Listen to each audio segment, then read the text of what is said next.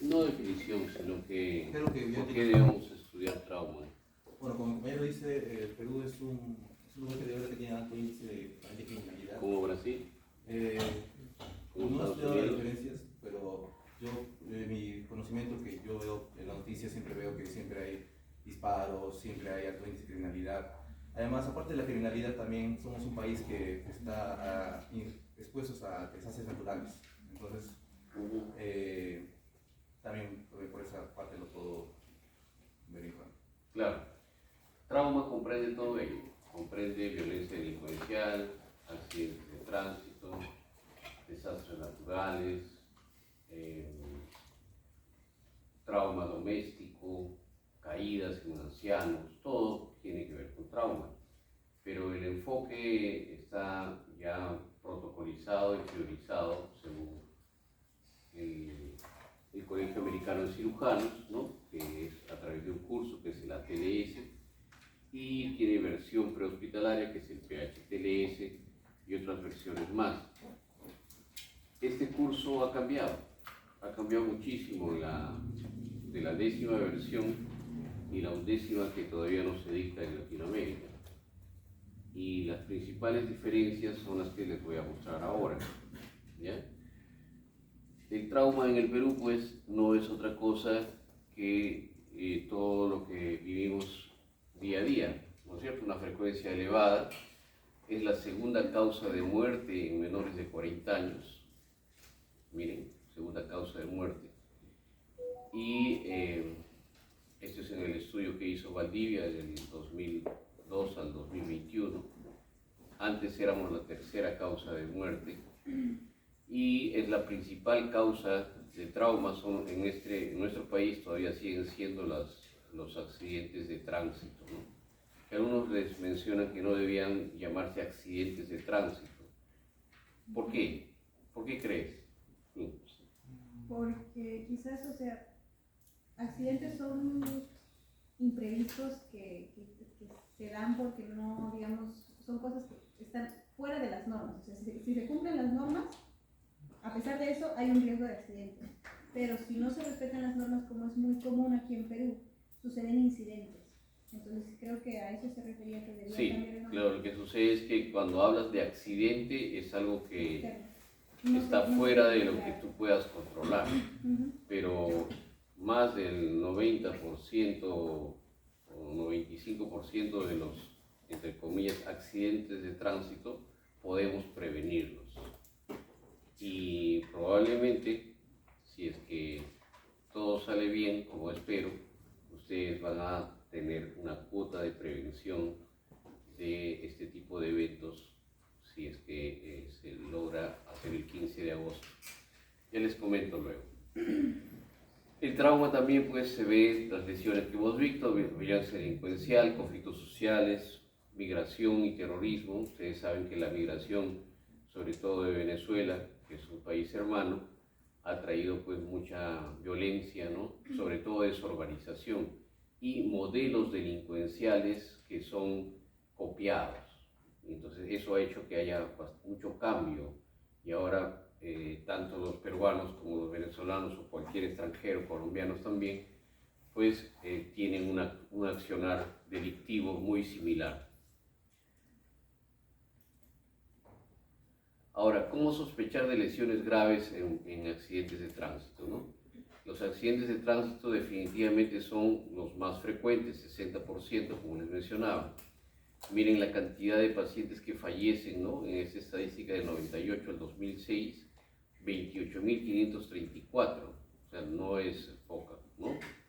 Y la Policía Nacional tiene pues un registro de los accidentes de tránsito, ahora vamos a ver cómo, y nosotros cómo debemos sospechar. No todos los accidentes de tránsito definitivamente son graves. Cuando tenemos pacientes donde ha habido muertes del ocupante, cuando ha sido eyectado en un vehículo cerrado, ¿no? La víctima, cuando hay un impacto de gran velocidad, ¿no? Que está yendo a más de 60 kilómetros por hora y ahí ha sido el accidente, colisión frontal, lateral o volcadura o despiste. deformación del techo, ¿no? O la zona del ocupante de más o menos 30 centímetros o un pie, o un poco más de un pie, pie y medio, todo ello nos puede advertir que el paciente o los ocupantes del vehículo pueden estar gravemente lesionados, ¿no? Y finalmente, pues lo mismo, ¿no? La desproporcionalidad entre un vehículo y el otro, ¿no? El auto con la motocicleta con el camión, el camión con la bicicleta. Obviamente sabemos más o menos quién va a ser el más lesionado, ¿no? Y podemos advertir sobre ello. En el Perú existe una gama de formas de transporte. Nosotros podemos decir moto lineal y moto que no es no lineal, ¿sí? Pero tenemos pues mototaxi, tenemos taxis o mototaxis de carga que llevan hasta 1 tonelada o 1,5 toneladas de peso, y existen también modificaciones propias e industriales derivadas de China. Antes existían los autos Tico, que eran básicamente vehículos ligeros que servían para hacer el transporte dentro de las fábricas allá en el oriente, pero los trajeron acá y los pusieron a correr, ¿no? Existen también transportes de pacientes o de personas con discapacidad que están circulando en las vías de alta velocidad. O sea, en el Perú puede pasar de todo, y realmente eso nos lleva a un desorden, y ese gran desorden puede ser pues que las lesiones sean mayores y sobre todo no podamos enfocarlas de manera ordenada, ¿no? Y esto es lo que se ve aquí. Todo esto es de la carretera central, ¿no? La carretera central ha sido catalogada como una de las más peligrosas de Sudamérica. De hecho, es la más peligrosa del Perú, pero es una de las más grandes de Sudamérica. Entonces, todos estos vehículos pues tienen esos accidentes de tránsito. Yo no les voy a pasar más porque ustedes tienen todos los días, y eso también hay que mencionarlo. Nuestro periodismo es un periodismo no de investigación, es un periodismo de morboso, ¿no? O sea, muestra lo más impactante que pueda conseguir una noticia. Si hay un paciente que ha perdido la mitad de la cabeza, eso lo van a mostrar, ¿no? ¿Por qué? Porque esa es la forma de entre comillas, vender noticia, ¿no? Tenemos a Magali con un gran rating, tenemos a Esto es Guerra. Entonces, pues el nivel de comunicación, ¿no? Es un nivel que está manejado básicamente por un fenómeno de masas, ¿no? Por lo tanto, no todas las noticias, no toda la frecuencia del trauma podría ser tan elevada como se supone. Pero lo que sí, y eso hay que recalcarlo, nuestra función está totalmente desarticulada. ¿Qué quiere decir? Los pacientes que son, por ejemplo, tienen víctimas por accidentes de tránsito en un parque automotor elevado, de gran volumen, en Perú, se mueren más que en Brasil y se mueren más que en Chile. ¿Por qué? Los accidentes también se dan de esta forma, esa magnitud. También tienen la población muy similar. ¿Qué es lo que cambia? ¿Qué crees que es lo que cambia? ¿Por qué se mueren más acá los pacientes víctimas de trauma por accidente de tránsito que en otros países? La forma en la que llega la atención. Así es. ¿Cómo llega la atención? Supuestamente debería ir con ambulancias lo más rápido posible, pero digamos que no colabora mucho el tráfico de Lima o las circunstancias. El contexto social, ¿cómo así? A ver. Somos un país muy desordenado. O sea, para llevar a las personas de la ambulancia al lugar hay mucho desorden. No, las personas en la pista no apoyan a las ambulancias. Luego en la atención en el hospital no priorizan siempre a los pacientes que vienen por trauma. O si los ven bien externamente, de repente Nos van a analizar y pueden tener una hematoma por Listo. dentro. Tú has dicho varias cosas. Hemos hecho un estudio que ya ha sido publicado ahora recientemente con la Universidad de Texas sobre el sistema prehospitalario en el Perú. Ahora les paso el link para que lo revisen. Pero básicamente encuentran 5 problemas del sistema prehospitalario. Uno es que ¿a quién llamas cuando hay un accidente de tránsito? A ver, tranquilo. ¿Qué número marcas? Con tu celular iPhone última generación. 116. ¿Qué es 116? Se llamaría 105 policía y 117 podría ser ambulancia y hay otro número más. ¿Pero a quién llama? A la ambulancia y a la policía. ¿No? Los llamas a los dos.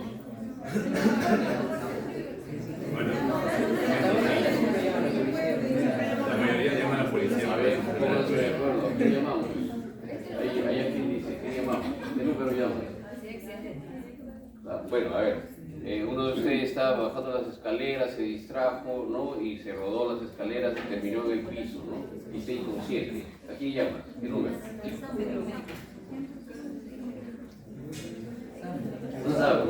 Al SAMU, ya. ¿Y qué número es el SAMU? 106. ¿Crees? Y si no es, si nos equivocamos,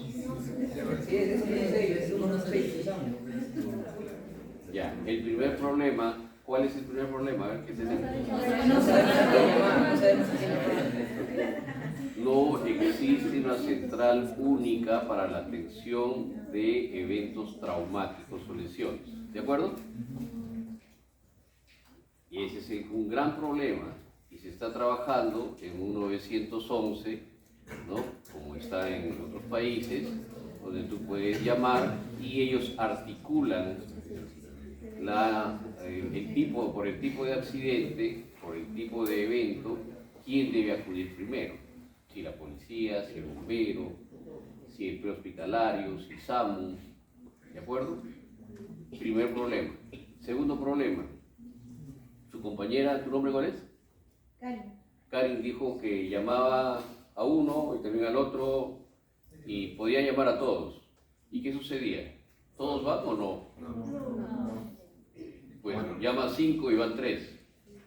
Pero van 3. ¿Qué quiere decir? Que uno llega y se lo lleva. El otro llega y ya no encuentra. Doctor, yo tengo una pregunta. A ver. Según lo que se basa, digamos, en la organización que se tenía, por lo que tenía informado, es que básicamente la primera entidad que llega es la que forma el puesto de comando. No estamos hablando de emergencias masivas. Estamos hablando de un paciente, nada más.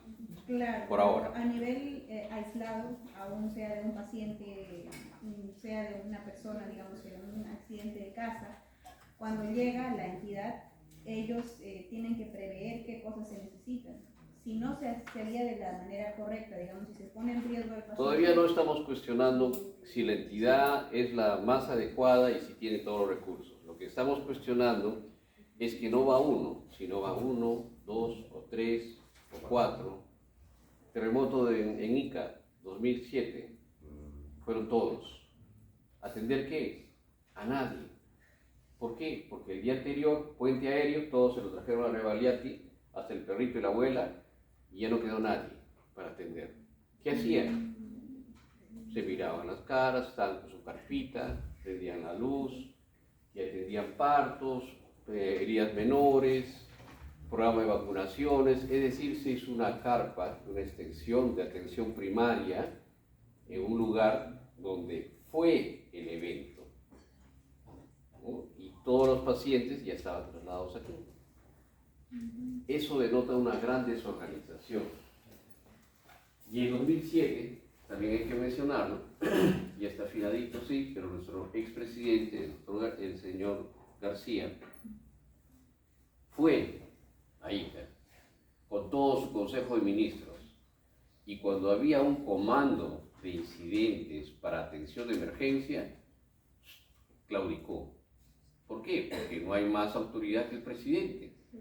La pregunta es, ¿el presidente sabe de organización frente a desastres? Entonces, esa actitud de descabezar ¿no? La organización frente a un evento de este tipo es lo peor que puede suceder. Felizmente fue en Ica. Ahora, piensen ustedes qué va a suceder cuando sea al revés, cuando sea en Lima. Morimos todos. Ya, si morimos todos, ¿para qué estudiamos entonces? Muy centralizado. La mayoría, ¿no? Todo está acá. La mayoría. Todo está acá. Bueno, algunos van a quedar, ¿no? Lima no está ni preparada ni en la construcción de casas ni en los hospitales para un colapso total de lo que es Lima. Perfecto, todos lo sabemos. ¿Y qué hemos hecho? Ya, y ya les voy a hacer una pregunta dolorosa para ustedes. A ver, ¿ustedes están preparados? Aquí me dice sí. Si no están preparados, entonces ¿qué hacen acá? Si ustedes son los líderes del manejo de estos eventos traumáticos con lesiones y mucho impacto en la salud, si ustedes son los líderes y no están preparados, ¿cómo le piden a la población que es un problema cultural, que ellos no saben, que no han aprendido? ¿De quién? ¿Me entienden? Segundo problema, que los pacientes que llegan a las entidades de manera desorganizada. Tercer problema, está la víctima ahí. Es una balacera en un centro comercial, ¿de acuerdo? En Puruchuco, una balacera en el primer piso, ahí donde no paran yendo ustedes, ¿de acuerdo? ¿Y qué hacen? Encuentran a una señora que aparentemente, se sabe, es una bala perdida. ¿Qué van a hacer? Doctor, hay que seguir el A, B, C, D, E. No sé, ¿qué vas a hacer? Ya, primero la No me escena. dictes la clase. Ya, primero es la escena. Primero vemos la escena. Ya. Que la escena sea un lugar seguro. Si vemos que aún corremos el riesgo. No, o hay está peligro, baleado y está en el suelo. ¿Qué va a y hacer? el tiroteo ya terminó. Supongo, no sé si regresará.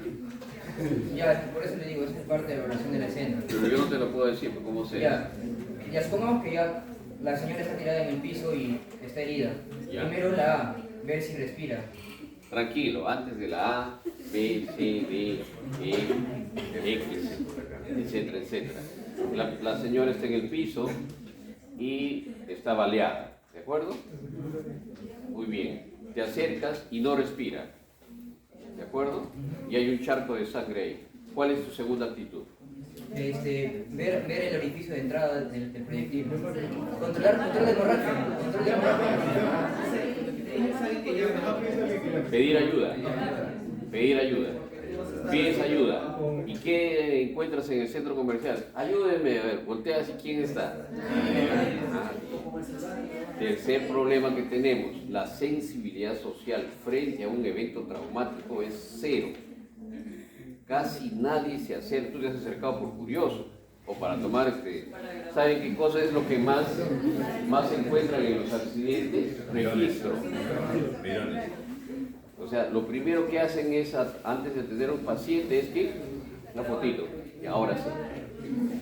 ¿No? O sea, no es que la bioseguridad arranca de los guantes, la mascarilla, arranca de la fotito, el celular. Eso sí lo tienen todos. Todos tienen su celular, ¿cierto? A ver, ¿alguno de ustedes tiene un par de guantes no estériles o manoplas en el bolsillo? Levanten la mano. A ver, esto es como una fiesta infantil donde el payaso pide, a ver, tráigame los guantes. ¿Quién tiene guantes? Levante la mano. ¿Nada? Está, hay uno, tampoco, no había. Lo usaste. ¿Quién de ustedes tiene una mascarilla? Levante la mano. COVID-19. COVID-19. Recuerden, 2 mascarillas por un sol. ¿Dónde están? Ahí está. Okay. ¿Ustedes se consideran personal de salud? ¿Se consideran personal de salud? ¿Sí o no? Ustedes no, pero ustedes creen que la vecina de la esquina ¿Piensa que ustedes no saben nada de medicina o van a pensar que sí saben? Claro, ¿no es cierto? Entonces, ¿qué? ¿Dónde está su mascarilla? ¿Dónde están sus guantes? A ver, vamos a pedir un equipo sofisticado. Oxímetro de pulso. ¿Quién tiene? Que acá de la pandemia se acabó todo, todos tenían su rosadito, su alcohol. ¿Dónde está su alcohol? Se olvidaron todo. Su alcohol gel, ¿quién tiene? ¿Qué pasó? Yo he venido a dictar aquí, ¿no es cierto? Que es una universidad. Ah, muy bien, muy bien. Por lo menos uno. Ojalá alcance para todos. Entiendan ustedes entonces que nosotros no podemos hablar si es que no practicamos esto. ¿De acuerdo? Medidas de prevención. Y ese es el cuarto problema. Van a ver en el artículo que se identifica que todos se quejan, no tenemos recursos suficientes. Nunca va a haber recursos suficientes. Pero tener unas manoplas y una mascarilla, pues no les va a costar más de 2 soles. Y ustedes son personal de salud. Cuando yo fui a Cali, llegué, iba a la universidad a inscribirme, ¿no? Y atropellaron a una gestante, a una señora que estaba con su bebé, cayó al piso. Nosotros, el humano es así, ¿no? Entonces dicen, vamos a atenderla. Pero antes de llegar, felizmente, había un grupo como de ustedes, así con su scrap, y que se nos pusieron al frente y las atendieron. ¿Cómo? Con guantes y mascarillas. Porque eso ya lo tienen en Colombia, ¿me entienden? Ya lo tienen en el chip. Ya saben que no pueden atender a un paciente si no guardan las medidas de seguridad. Tú me hablaste de seguridad de escena, ¿cierto? Pero también hay bioseguridad. Lo peor que podemos hacer es exponernos.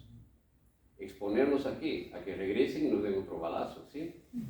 Pero también exponernos a qué? A que nos infectemos en el paciente o la infectemos finalmente. Entonces, esas cosas ustedes tienen que tenerlas bien claras, ¿ya? Y esto ha ido cambiando. Miren los accidentes de tránsito, cómo se van incrementando cada año.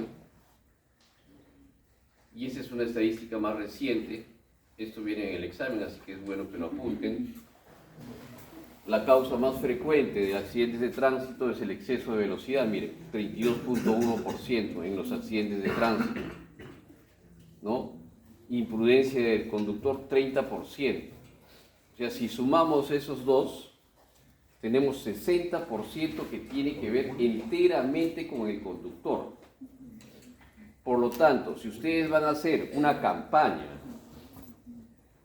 para poder prevenir los accidentes de tránsito, ¿cuál sería su foco? A ver. Los choferes, ¿no es cierto? O los peatones. Entonces van a ir al colegio a decirle a los niños tienen que ir por la línea cebra, ¿no? O tienen que mirar a la derecha, a la izquierda antes de cruzar. No. ¿Me entienden? Aquí el problema son ¿quién? Los conductores. Entonces, si van a hacer una campaña, tienen que ser sobre los conductores. Dime. La mayoría de los conductores algunas veces no tienen ni siquiera brevet o tiene SOA, es decir, el conductor también tiene en cierto sentido la culpa de los accidentes. ¿Por qué? Porque Tiene toda la culpa, 60%. Miren, exceso de velocidad. ¿Quién aprieta el acelerador? Ya, imprudencia al conducir. ¿De quién es el conductor? Ya, pues miren, 60%. Ebriedad del conductor. Todo es del conductor. Muy pocas es del peatón. ¿De acuerdo? Entonces, ese es el gran problema. Nuestra sociedad, y no somos tampoco los raritos, ¿eh? También toda Latinoamérica está igual, o peor. Miren el número de accidentes de tránsito. Evidentemente en el 2019 y en el 2020 hay una caída. ¿Por qué? Porque había la pandemia, pues nadie salía, ¿no es cierto? Por eso menos accidentes de tránsito. Y encima de los accidentes de tránsito que definitivamente no están controlados, se nos viene pues la violencia delincuencial. Inicialmente se daba pues como violencia juvenil, pandillas, pandillaje, entre bandas, ¿no? Decían, bueno, ¿por qué robas? Porque no tengo empleo, necesitamos en la casa. Pero este país, pese a todo, pese a todos los gobiernos que hemos tenido, se ha mantenido como una economía creciente y fuerte. ¿Y por qué la violencia delincuencial no ha disminuido? Miren, aquí en rojo se ve cómo la tasa de desempleo va cayendo, ¿ven? En rojo. Pero la delincuencia, ven en azul, va incrementando. ¿Qué pasó? Entonces, que la delincuencia no se debe pues a un problema de falta de oportunidad para trabajar, sino a qué se debe.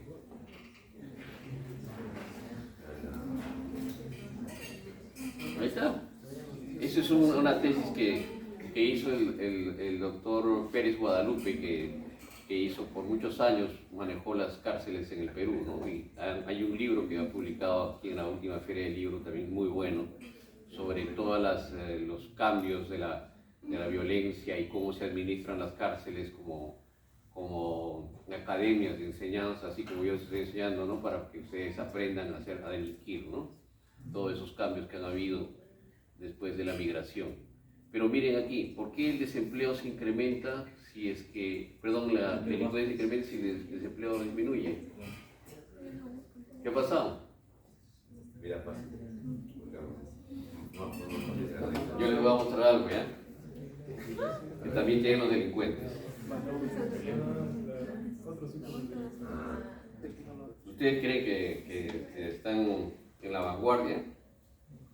No, señores. Los delincuentes pueden tener mucha información y ya manejan la parte tecnológica mucho mejor que ustedes.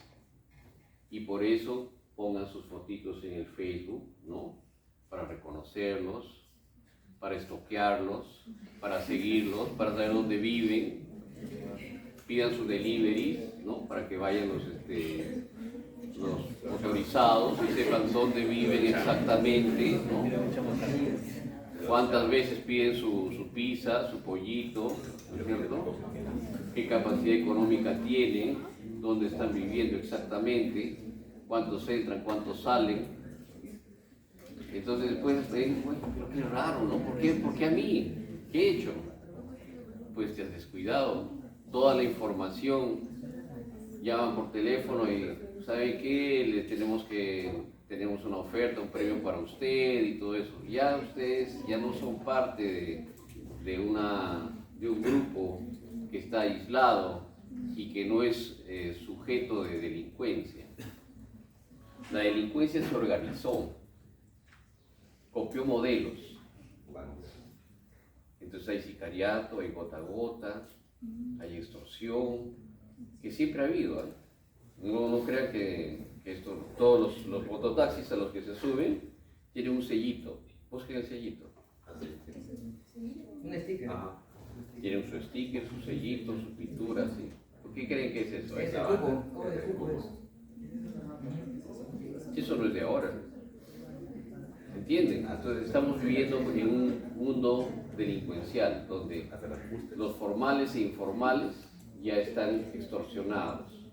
Entonces todos estamos dentro de este mundo, pero hay que saber cómo salir de ellos, ¿no? Entonces miren que no es el desempleo, pues que no tengo mi hijito enfermo y por eso estoy delinquiendo, ya no funciona eso. Miren el registro de muertes que hay hasta el 2017, hasta de 2017 al 2025, cómo la cantidad de fallecidos se ha ido incrementando.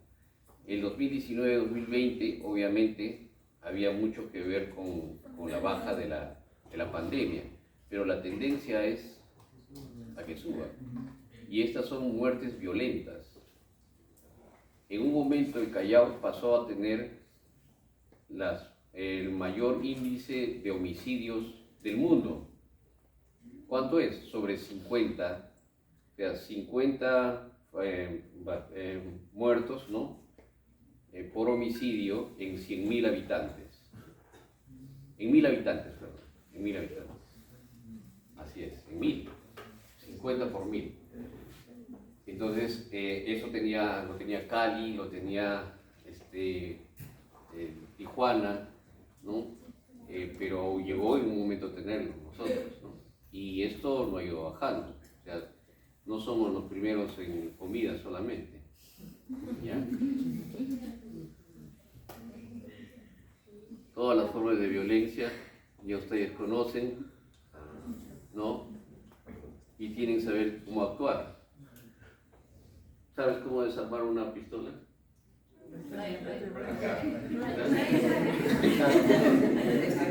Para la siguiente clase, si gusta, le traigo. Pistola de revólver.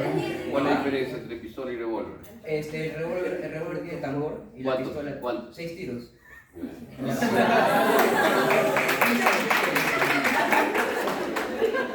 Hasta eso tienen que saber. ¿Por qué? ¿Qué pasa si hay un altercado y la pistola o el revólver cae al suelo? ¿Cómo van ustedes a desactivar eso? Porque no creo que vayan a coger la pistola si no la saben usar, El ¿no? revólver no tiene seguro, doctor. Ya lo sé, pero la pistola, Sí, aunque no, la LOC no tiene tampoco. ¿cómo la puede desarmar? Se quita el cargador, se retira el retén de corredera hacia atrás, Y se saca- jala los dos percutones y el retén de corredera sale, con todo resorte recuperador y el arma ya no sirve. Claro, eso es la forma de dejar inactivo un arma. Y eso ustedes pueden hacerlo.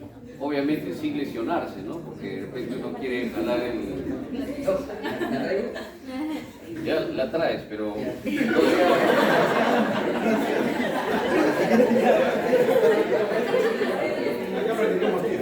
Van a tener oportunidad. Pero sí es importante que ustedes sepan cómo desarmar un arma. ¿No es cierto? No quedarse paralizados en una esquina y no, qué miedo. Qué miedo, tienes que actuar. Y vienen sobre Palo Piedras, ¿no? Desastres naturales en el Perú, todos los años. ¿Dónde está Chosica? Pedregal, se llama Pedregal porque por ahí viene el Huayco por las piedras, ¿no? Pero ¿dónde vives en Pedregal? Y de verdad tienen todo urbanizado Pedregal y todos los años se les inunda la casa, pierden sus casas, se están pidiendo, ¿saben qué? Carpas, vivir en carpas, después regresan a los 2 años. ¿Dónde vives? En Pedregal. He regresado a mi casa. Y aunque les parezca mentira, esto sucede todos los días en el Perú. Fenómeno del niño, la niña y todos los vientos ahí, todo se da igual, cíclico. Hay una publicación muy buena de Morales donde habla sobre el impacto de los desastres y cómo esta se va dando cíclicamente. Ya Humala tenía un plan director donde le advirtieron lo que iba a pasar en Chosica y no se hizo nada. Y pasó todo lo que pasó. Después Sagasti tenía un plan ya informado por Defensa Civil de las inundaciones en el norte. ¿Qué se hizo? Nada. Igual, todo se inundó. Entonces, no aprendemos y yo creo que nunca vamos a aprender de ello, así que tenemos que estar preparados para la asistencia, ¿no? Y esto se da acá. Evangelín, ¿se acuerdan de Evangelín? Sí, sí. La primera foto es del terremoto del 2007 en Ica. ¿Y qué hemos aprendido? Nada, pues solamente hemos aprendido a saber cómo tener construcciones fantasmas, ¿no? Cómo sacar el dinero de ahí del Estado. Después las inundaciones inusuales ahí en San Bartolo. Aquí estas dos de abajo son en Huachipa, aquí en el cruce, antes de que hagan la Prialé, que dicho sea de paso parece que se va a inundar también. Sí, porque está al nivel del cauce, ¿no? No está arriba, está al nivel del cauce. Bueno, espero que no sea estos días porque voy a tener que dictar clase aquí. El 11 de septiembre. Ya. Hemos hablado de una cosa, ¿no es cierto? Es la central única de emergencia y la información para que no llames a 3 a la vez, sino para que llames a solamente 1, ¿sí? ¿Qué creen que sucedió ahí?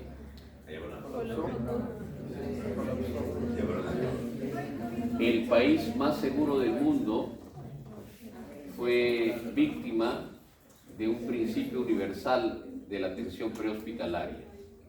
No se comunicaron. No se comunicó. Inteligencia, que sabía que había algo en camino, ¿no? Maquinado para poder hacer esos desastres. La policía, La policía, la mejor policía, la policía de Nueva York, que se toman fotos, todo, ¿no? ¿Sí? Que salen en las películas. Y los bomberos, compañías completas de bomberos remunerados, ¿no? No se comunicaron. ¿Y qué decir de la parte hospitalaria? No sabían nada. Por lo tanto, cuando pasó esto, cuando fue la primera torre, ¿qué fue? ¿Qué creen que fue? No, está bien, pero ¿qué pensaron? Es un accidente de avión aéreo en un país con todas las medidas de seguridad que se da en un solo momento. ¿Sí? Segunda torre, ¿qué creen que pensaron? No, será otro accidente de repente. Están manejando mal se han reunido los pilotos, han estado en una... Ya, frente a eso, ¿qué tenían que hacer? ¿Tenían que entrar los bomberos? No. Sí. ¿Sí? El primero segundo. ¿Ahí? En cualquiera de los dos. En cualquiera de los dos. ¿Debían entrar o no? Sacarlos aquí. Por eso, ¿ahí debían entrar los bomberos? ¿Debía entrar la policía? Entonces, ¿cuántos se murieron? Los bomberos sí deberían entrar. ¿Cómo vas a entrar si esa es zona segura, ¿sí? Esa es una zona segura, ¿no? Ya no. Entiendan bien, el principio es el siguiente. Si no es seguro, no se ingresa. Eso no es seguro. ¿Va a colapsar o no va a colapsar? Entonces, ¿ustedes van a poder rescatar vidas o van a perderla ahí? ¿Listo? Entonces, ¿qué pasó? Hay películas, ¿no es cierto? Hay películas y todo. ¿Y qué hicieron? No se comunicaron y no hicieron caso a nadie y todos entraron a rescatar y más de la mitad de la compañía de bomberos falleció ahí. Entonces, pues ustedes tienen que respetar en macro o individualmente los principios de la atención prehospitalaria, es decir, zona segura, solamente cuando es zona segura. Ahí están pues, los bomberos, ¿no? Todas las víctimas que fueron ese septiembre. Conceptos entonces, abordaje secuencial, lo que nos dijo su compañero, A, B, C, D, E, ¿no es cierto? Intervenciones selectivas, no hagan algo que no saben hacer y que creen que puede ayudarle, mejor si no están seguros no lo hagan, tranquilos. Si saben hacerlo y que eso va a contribuir, perfecto. Respetar las prioridades, primero es la X, después la A, luego la B, C, D, E. La terapia tiene que ser precoz, son tiempo dependientes. Si ustedes se demoran 2 minutos, no es lo mismo que 1 hora, no es lo mismo que 6 horas. El paciente va a deteriorarse cada vez más. Estandarizar procesos. Todos deben hacer exactamente lo mismo. Tiene que haber un lenguaje de comunicación. No, a mí me enseñaron así, mi escuela me enseñó así. ¿Qué escuela? Finalmente el paciente es el que sufre el problema. Y evaluación del manejo. Si han hecho, ver si es que esto está bien o no. Solamente nosotros vamos a atacar este 30%, las muertes tempranas, las que vamos a poder salvar en la hora dorada, que en realidad no es exactamente 1 hora, si es menos mejor. No vamos a poder solucionar las muertes inmediatas, por ejemplo, una exposición de masa encefálica, T grave, un cizallamiento de la aorta. Ese paciente se va a morir aquí en la China o en Estados Unidos o en Europa, en Finlandia, igual. Y las muertes tardías son las que se presentan generalmente por infecciones o por complicaciones debidas al post-trauma. Solamente vamos a atacar el 30% y para eso se diseñó este curso que es el ATLS. Que dicho sea de paso, hace 6 años que no se dicta en nuestro país. Así es, así de lamentable. Muerte, entonces, solamente la muerte temprana, dentro de la hora dorada. Y nosotros podemos evaluar un paciente en 10 segundos para ver si es que está lesionado o no. Dígame, 10 segundos. A ver, yo estoy lesionado, ¿de acuerdo? Estoy tirado en el piso, boca abajo, y uno de ustedes me va a evaluar y quiero saber si es que estoy gravemente lesionado o no. Tú. Sí, tú. 10 segundos. 10, 9, 8. Sí. Buenos días, señor, ¿cómo Bueno. está? ¿Tengo mi respuesta? Perfecto. Estaba por ahí. ¿Cómo estoy? Estoy mal. No. ¿Y quién está consciente? ¿Está consciente? ¿Qué preguntan? Su nombre. Señor, ¿le duele algo? Señor, ¿qué le ha pasado? Señor, ¿cómo se siente? Va a decir, ¿quién me está preguntando esto? Yo no le respondo de cólera, ¿no es cierto? ¿Cómo se siente? Te has rodado dos pisos, estás ahí tirado en el piso y estás con sangre. Señor, ¿cómo se siente? O te ha pasado un carro encima señor, ¿sabe qué le ha pasado? No. ¿No es cierto? Su nombre. Con la sola respuesta, ustedes evalúan vía aérea, que está permeable, la columna ha pasado por las cuerdas vocales. B, su ventilación, hay esfuerzo ventilatorio suficiente para movilizar columna aérea. Y C, circulación, porque está llegando perfusión cerebral adecuada para darte una respuesta coherente. Ahora, claro, si a tu compañero le preguntas, ¿cómo te llamas? ¿Cómo te llamas? Kenjiro. Margarita te dice, obviamente tiene un problema. ¿No es cierto? Podría ser. Pero ya tiene trastorno del sensorio, ¿no es cierto? Porque consciente no te diría si sea su nombre verdadero. ¿De acuerdo? Entonces tienen que saber diferenciar realmente y qué preguntar, ¿ya? Eso es lo que les mencionaba sobre el impacto de la atención de trauma, ¿no? No existe prácticamente en nuestro país un sistema de prehospitalario, hospitalario tampoco. Y estos son los estudios que se han hecho en el Perú, ¿no? Hay un estudio que se hizo en Lima, Ayacucho y Pucallpa y encontraron que la percepción que los recursos tanto humanos como físicos son inadecuados. Bueno, eso no es novedad, siempre faltan.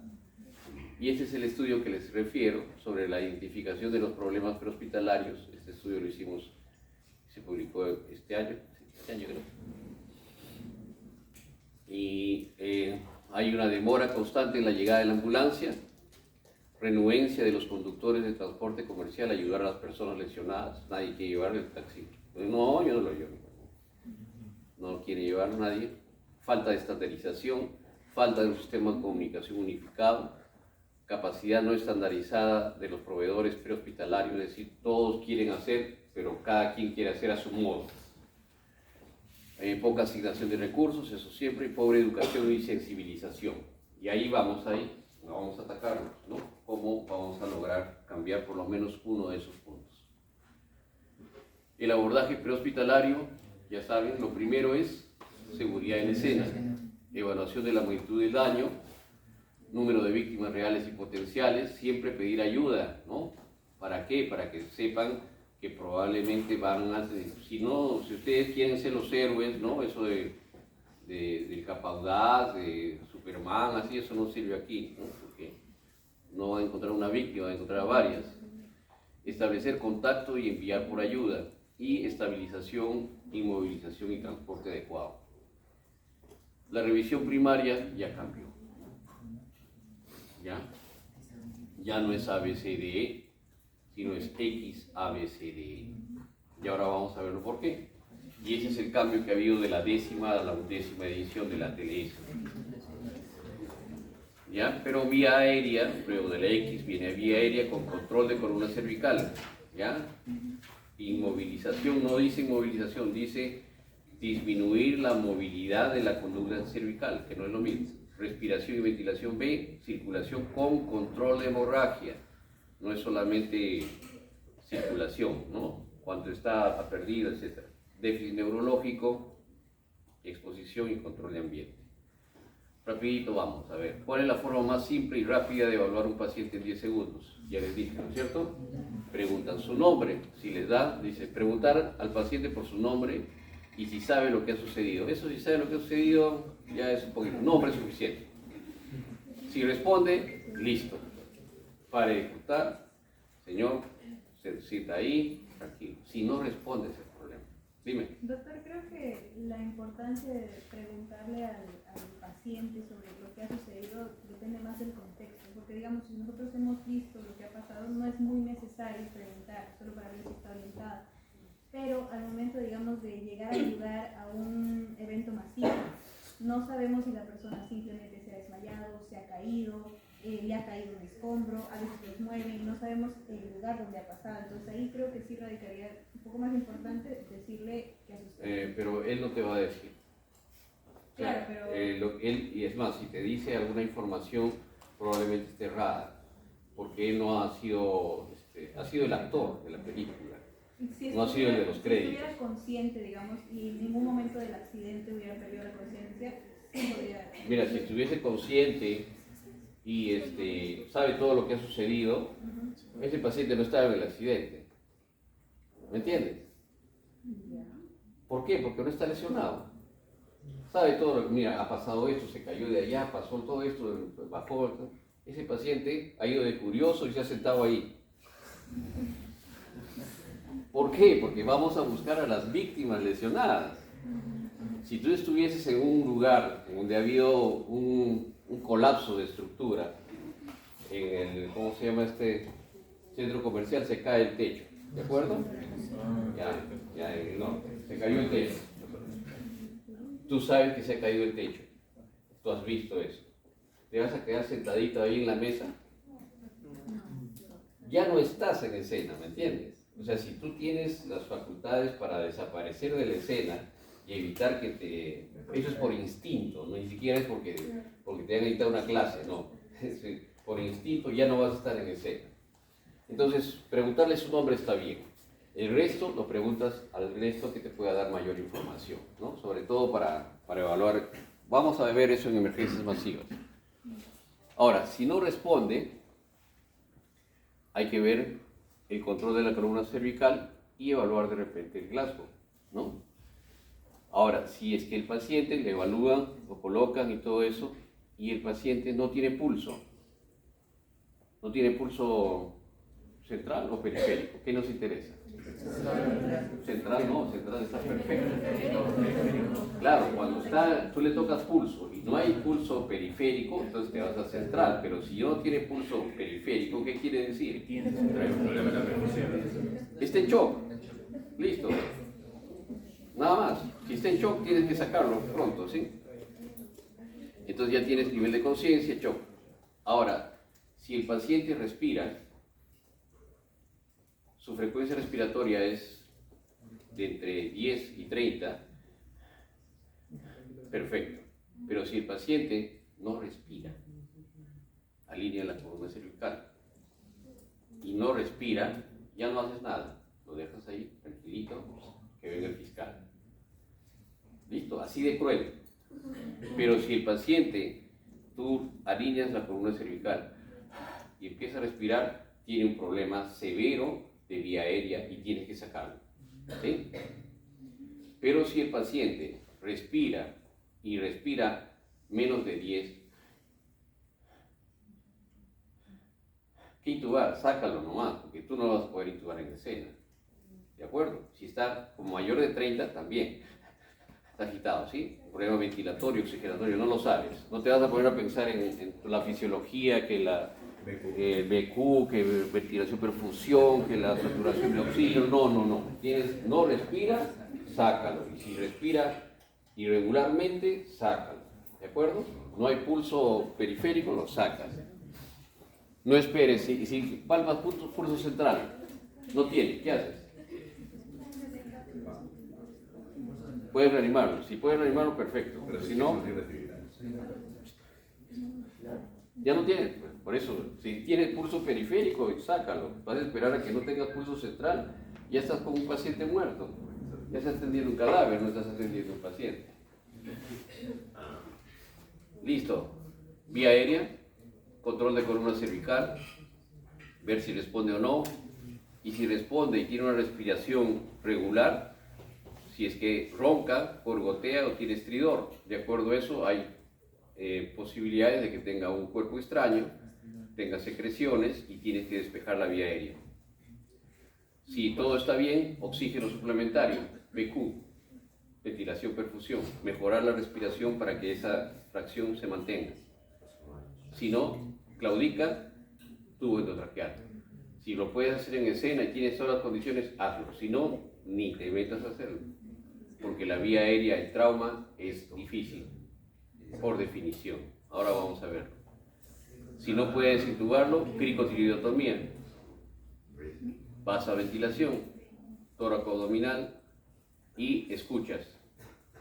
Así como no hay comida sin postre, no hay médico sin estetoscopio. A ver, ¿quién tiene estetoscopio? Levante la mano. ¿Dónde tiene? ¿Ah? En casillero. En casa. ¿Tienes en casa pacientes? ¿Qué? ¿Dónde están los pacientes? ¿En tu casa? Muchachos, aquí solamente necesitamos sus manos y un estetoscopio. Y si no quieren, no usan estetoscopio, van a tener que pegar la oreja. Qué papelito, pero ¿para qué los franceses han ideado todo el estetoscopio para que estés así como, traigo de casa, pues más fácil, ¿no es cierto? ¿No les parece?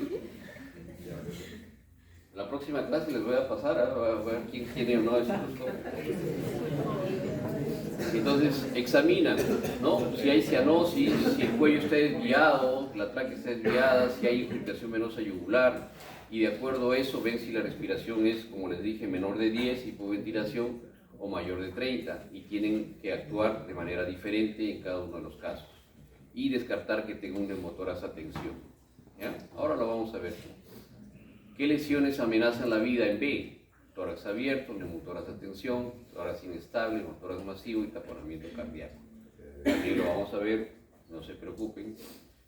Neumotórax masivo, drenaje pleural. 90% de las lesiones con drenaje pleural están exploradas y en algunos casos resueltas. Infiltración venosa yugular. Circulación. ¿Qué hacer en la circulación?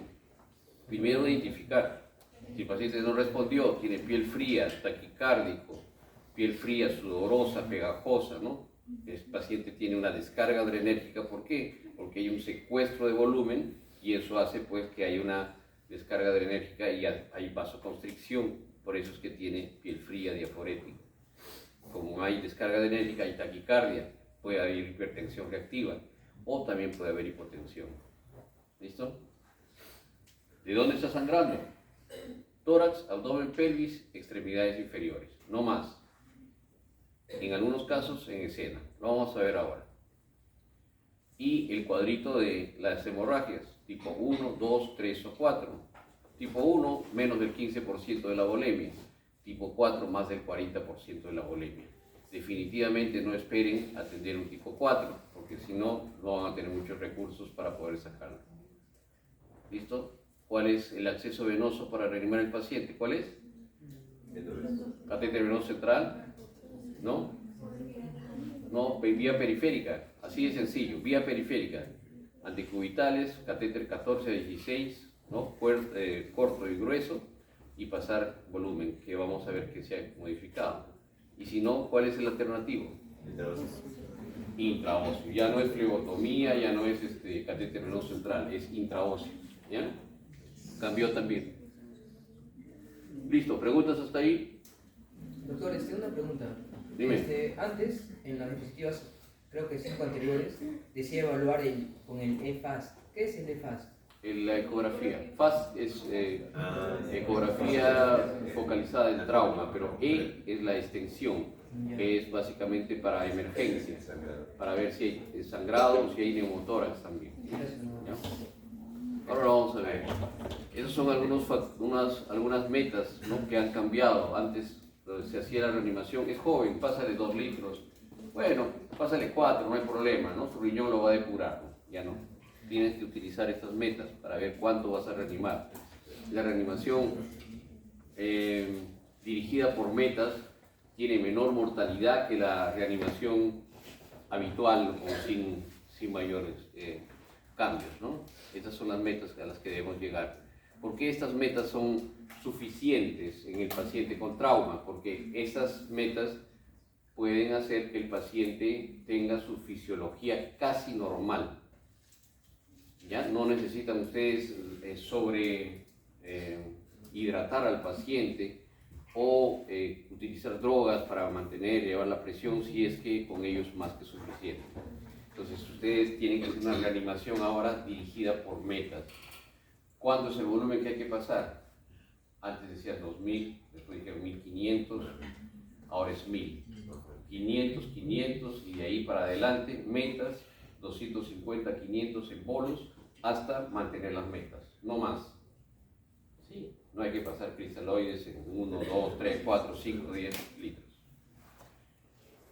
Déficit neurológico, fácil. Glasgow, que nadie se lo sabe, y si se lo saben, bueno, ya ustedes mejor pegan una emergencia y califican. ¿Por qué es importante que ustedes tengan una tablita ahí? Porque un punto puede hacer la diferencia entre la intubación o no. Un punto puede hacer la diferencia entre hospitalizarlo o no. Y un punto pasa de grave a moderado y de moderado a leve. Entonces todo eso es importantísimo. Si se acuerdan, perfecto, pero si no, mejor con una tablita, porque tiene que ser reproducible la calificación, porque pueden utilizarla para valorar en el tiempo cómo va el paciente. ¿Ya? Reacción pupilar, básicamente, no si hay miosis, si hay midriasis, sino sobre todo si es que hay anisocoria, más de 2 milímetros, y si es que hay movilidad y si mueven las extremidades. ¿Listo? Con eso acabamos la parte neurológica. Y estigmas de trauma. Ustedes saben que hay todo un síndrome del cinturón de seguridad.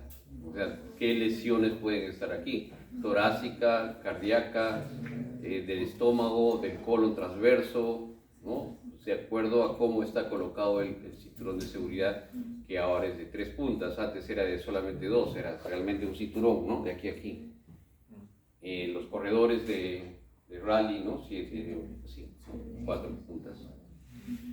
Las lesiones son menores, ¿sí? Y siempre explorar la espalda, espalda, la nuca, la zona de la axila, la zona inguinal, intermamario en algunas personas. Y en la lesión, no se olviden, revisión primaria, que es el ABCD, ABCD, resucitación, reevaluar siempre, y vamos a ver la secundaria también, que es un examen de la cabeza a los pies, semiológico, para buscar las lesiones, reevaluar y de acuerdo a eso pedir los anexos de tanto de la primaria y secundaria para poder transferir, si es que es el caso, para manejo definitivo. Considerar el traslado temprano, no retrasar el traslado por pruebas diagnósticas, eso es un principio fundamental, y utilizar el tiempo de resucitación antes del traslado, es decir, abocarse a la resucitación más que trasladarlo. ¿Cuáles son los anexos de la revisión primaria? Los gases arteriales, los catéteres urinarios y gástricos, el gasto cardíaco, perdón, el gasto urinario y el electrocardiograma, ¿no? Dentro de imágenes solamente hay 2, radiografía de tórax y radiografía de pelvis según el mecanismo para poder utilizarlo dentro de la primaria. No se olviden que la primaria es clínico A, B, C, D, E y estos son los anexos.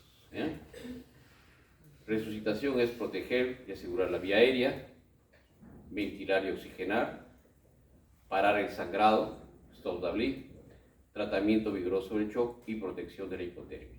¿Ya? Al momento de descubrirlo, igual hay que, ya examinado, pues hay que ponerle una manta térmica ideal o si no, por lo menos cobertores. Listo. ¿Preguntas? ¿Acabamos la clase? Doctor, es el momento de hacer restablecimiento de fluidos. ¿Por qué se prefiere utilizar el lactato de rindio y no el cloruro de sodio? Porque el cloruro de sodio te puede dar acidosis hiperclorémica. Y el lactato Y sí, es prolongado. Por eso. Pon ¿El otro? choc. Es el... Creo que choc. ¿Este?